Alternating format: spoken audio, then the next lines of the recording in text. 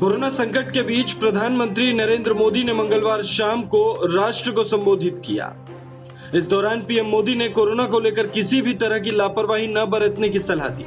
PM ने कहा कि थोड़ी सी लापरवाही हमारी खुशियों को कम कर सकती है। प्रधानमंत्री मोदी ने कहा कि हमें यह भूलना नहीं है कि लॉकडाउन भले चला गया हो, वायरस नहीं गया। बीते 7-8 महीने में प्रत्येक भारतीयों के प्रयास से भारत आज जिस संभली हुई स्थिति में है, हमें उसे बिगड़ने नहीं देना है और अधिक सुधार करना है। आज देश में रिकवरी रेट अच्छी है। बिहार विधानसभा चुनाव को लेकर बीजेपी के फायर ब्रांड नेता और उत्तर प्रदेश के मुख्यमंत्री योगी आदित्यनाथ की चुनावी जनसभा कैमूर में हुई। उनका स्वागत उनके समर्थकों ने जय श्री राम के नारे के साथ किया। लोगों को संबोधित करते हुए योगी आदित्यनाथ ने कहा कि अब पाकिस्तान समर्थित आतंकी भारत में नहीं घुस पाते हैं और न ही जवानों पर हमला कर पाते हैं। साथ ही उन्होंने ये भी कहा कि जेएनयू में अब भारत तेरे टुकड़े होंगे वाले नारे अब नहीं गूंजते, अब सिर्फ एक भारत श्रेष्ठ भारत का नारा गूंजता है।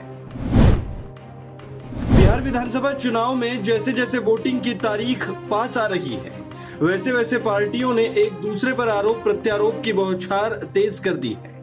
इस बार तेजस्वी ने तंज कसा है। तेजस्वी यादव ने कहा कि बीजेपी विश्व की सबसे बड़ी पार्टी है, लेकिन उसके एक भी मुख्यमंत्री पद का कोई उम्मीदवार नहीं है, लेकिन फिर भी एक दूसरे के बैसाखी बने हुए हैं। इसलिए कहीं ना कहीं ये समझ रहे हैं कि हार निश्चित है।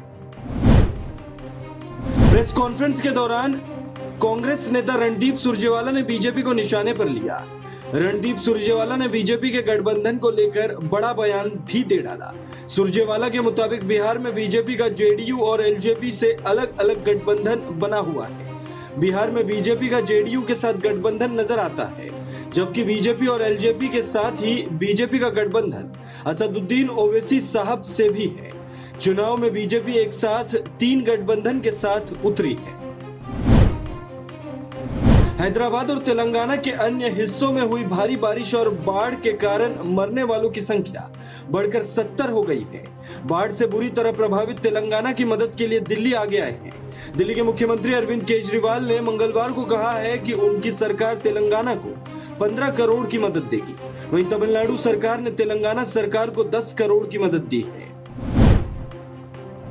मध्य प्रदेश के पूर्व मुख्यमंत्री कमलनाथ के आइटम वाले बयान पर कांग्रेस नेता राहुल गांधी ने करीब 45 घंटे बाद मंगलवार को तीखी प्रतिक्रिया दी। राहुल ने कहा कि कमलनाथ भले ही मेरी पार्टी के हैं, वो चाहे जो भी हो, लेकिन जिस भाषा का उन्होंने इस्तेमाल किया है, मैं निजी तौर पर उसे पसंद नहीं करता। पंजाब विधानसभा में मुख्यमंत्री कैप्टन अमरिंदर सिंह ने मंगलवार को केंद्र सरकार के कृषि बिलों और प्रस्तावित इलेक्ट्रिसिटी बिल के खिलाफ प्रस्ताव पेश किया। मुख्यमंत्री ने कहा कि केंद्र के तीनों कृषि बिल और प्रस्तावित इलेक्ट्रिसिटी बिल किसानों और बिना जमीन वाले मजदूरों के हितों के खिलाफ है। केंद्र के बिलों के खिलाफ अमरिंदर सरकार ने अपने 3 बिल पेश किए। अमरिंदर ने कहा है कि मैं इस्तीफा देने से नहीं डरता, बल्कि इस्तीफा जेब में लेकर घूमता हूँ। सरकार बर्खास्त तो होने का डर नहीं है, लेकिन किसानों को परेशान नहीं होने दूंगा, न्याय के लिए लड़ूंगा। हाथरस कांड में सीबीआई की जांच जैसे जैसे आगे बढ़ रही है, नए नए खुलासे सामने आ रहे हैं। अब इस मामले में एक और नया मोड़ सामने आया है। अलीगढ़ जेल में बंद 4 आरोपियों में से एक की हाई स्कूल की मार्कशीट सामने आई है। मार्कशीट के मुताबिक आरोपी नाबालिग है। बावजूद इसके पुलिस ने बिना छानबीन के उसे अलीगढ़ जेल भेज दिया, जबकि कानून के मुताबिक उसे बाल सुधार गृह भेजा जाना चाहिए था। इतना ही नहीं, आरोपी की पहचान भी उजागर कर दी गई। कश्मीर में आतंकियों के एनकाउंटर का सिलसिला जारी है। पुलवामा में सुरक्षा बलों और पुलिस ऑपरेशन में मंगलवार को 3 आतंकी मारे गए। कश्मीर जोन पुलिस के मुताबिक इनकी पहचान नहीं हो सकी है। अभी मुठभेड़ जारी है। ये 2 दिन में आतंकियों के साथ दूसरी मुठभेड़ है। सोमवार को शोपियां जिले में एक आतंकवादी मारा गया था।